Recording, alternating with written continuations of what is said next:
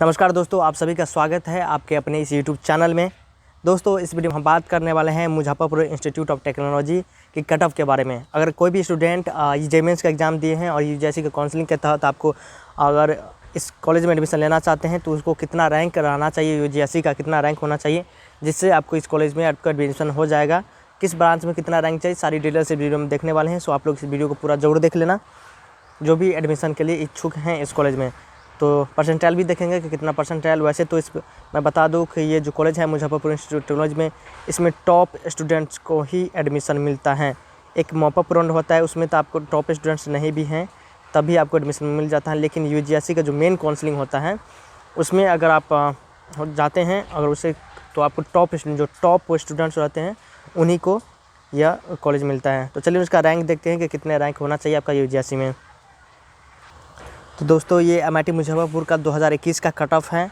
कितना रैंक वाले को ये कॉलेज मिला था आप खुद ही देख लीजिए। अगर आपको सिविल ब्रांच चाहिए, मैं एक बार और बता दूं कि यहाँ का जो एमआईटी मुजफ्फरपुर का जो आपका सिविल का जो आपको डिग्री मिलता है, सिविल ब्रांच का जो आपको डिग्री मिलता है, ये अदर कंट्री में भी आपका मान्यता प्राप्त है।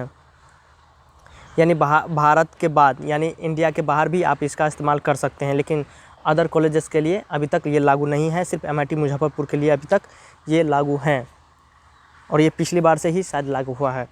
तो चलिए देखते हैं कट ऑफ। सबसे पहले देख लेते हैं कट ऑफ। तो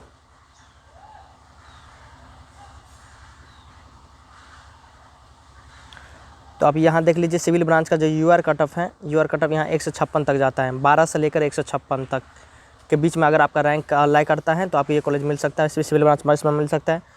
अगर एससी कैटेगरी से आते हैं तो 1804 तक आपका जाना जाएगा। अगर बीसी कैटेगरी से आते हैं तो 252 तक आपका जाएगा।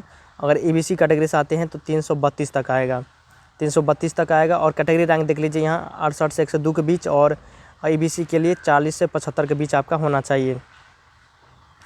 और ईडब्ल्यूएस से आते हैं तो ईडब्ल्यूएस के लिए भी 264 तक आना आपका होना चाहिए। यानी कि देखिए इसमें जो होता है 90 परसेंटाइल प्लस वाले को ही ये कॉलेज मिलता है। 90 से अगर ज़्यादा परसेंटाइल है तो आपको श्योर हो जाइए कि ये कॉलेज आपको मिल सकता है।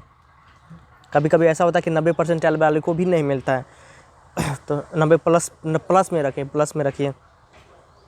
अगर आपको इलेक्ट्रिकल ब्रांच चाहिए तो इलेक्ट्रिकल ब्रांच के लिए 438 तक रैंक होना चाहिए आपका यूआर रैंक। और अगर एससी कैटेगरी से आते हैं तो आपका 2304 तक होना चाहिए, 2304 तक होना चाहिए। यानी कि 80 परसेंटाइल के करीब होना चाहिए, तभी आपको ये कॉलेज मिल सकता है। इलेक्ट्रिकल ब्रांच आपको 80 परसेंटाइल है, अगर एससी कैटेगरी से आते हैं तो ये आपको मिल सकता है। और बाकी ईबीसी वाले को देखिए 699 रैंक तक होना चाहिए यूजीसी रैंक, 448 से लेकर 699 तक। और कैटेगरी रैंक देख लीजिए 105 से 173 के बीच। और 80 वाले के लिए 204 तक होना चाहिए, नहीं बीसी वाले के लिए 204 तक होना चाहिए। अगर ईडब्ल्यूएस से आते हैं तो आपका 587 तक रैंक होना चाहिए। और कैटेगरी रैंक आपका 131 तक होना चाहिए। इस रैंक में थोड़ा सा अंतर हो जाता है, कभी कभी, हर बार नहीं होता है, लेकिन थोड़ा सा अंतर हो सकता है। लेकिन इतना रैंक का अंदर आते हैं तो आप समझ लीजिए कि आपको यह ब्रांच मिल सकता है, electrical branch. And electrical and communication branch, इसकी भी काफ़ी डिमांड रहती है स्टूडेंट्स में। तो अगर ये काफ़ी अच्छा ब्रांच है इलेक्ट्रिकल आईटी के बाद। तो इसमें देख लीजिए, इसमें आपका यूआर रैंक आपका 178 तक होना चाहिए, कैटेगरी रैंक भी 178 तक होना चाहिए। 80 कैटेगरी से आते हैं तो आपका 2226 तक रैंक होना चाहिए। अगर ईबीसी कैटेगरी से आते हैं तो 385 तक होना चाहिए, कैटेगरी रैंक आपका 89 तक होना चाहिए। अगर आप ईडब्ल्यूएस कैटेगरी से आते हैं तो 289 तक होना चाहिए, और 67 तक आपका कैटेगरी रैंक होना चाहिए।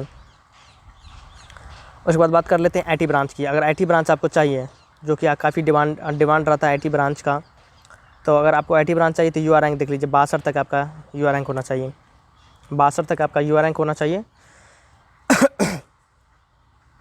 उसके बाद कैटेगरी रैंक भी 62 तक होना चाहिए आपका। और अगर आप एससी कैटेगरी से आते हैं तो 1642 तक होना चाहिए। और अगर आप ईबीसी कैटेगरी से आते हैं तो 153 तक होना चाहिए। ईबीसी कैटेगरी 153 तक वाले को मिल सकता है। और कैटेगरी रैंक आपका 35 तक होना चाहिए तो आईटी ब्रांच मिल सकता है। और ईडब्ल्यूएस आपका 117 रैंक तक है, तो अगर ईडब्ल्यूएस कैटेगरी से आते हैं तो आपको आईटी ब्रांच मिल सकता है। और 2327 के बीच अगर रैंक है आपका तो कैटेगरी में, तब भी आपको ये आईटी ब्रांच मिल सकता है अगर ईडब्ल्यूएस कैटेगरी से आते हैं।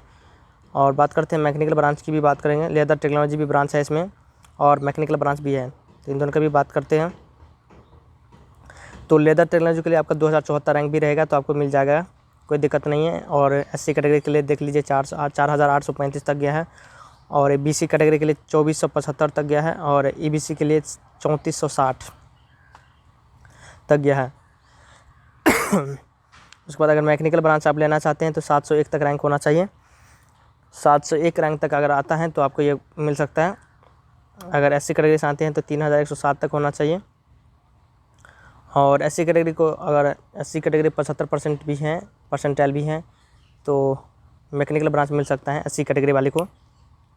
अगर मैकेनिक और EBC ब्रांच है आपका, तो EBC कैटेगरी है तो आपका 1280 और 370 तक आपका होना चाहिए, तब ये मिल सकता है आपको।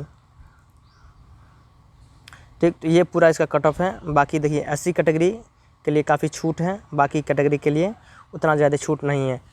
टॉप अगर आपका टॉप परसेंटाइल है तभी आपको कॉलेज मिल सकते हैं। बाकी अगर आप लेना चाहते हैं तो कौन चॉइस फिलिंग में इसको सबसे ऊपर रखना है, जो ब्रांच पसंद हो वही ब्रांच आप ऊपर रखेंगे, तभी ये कॉलेज आपको मिल सकता है।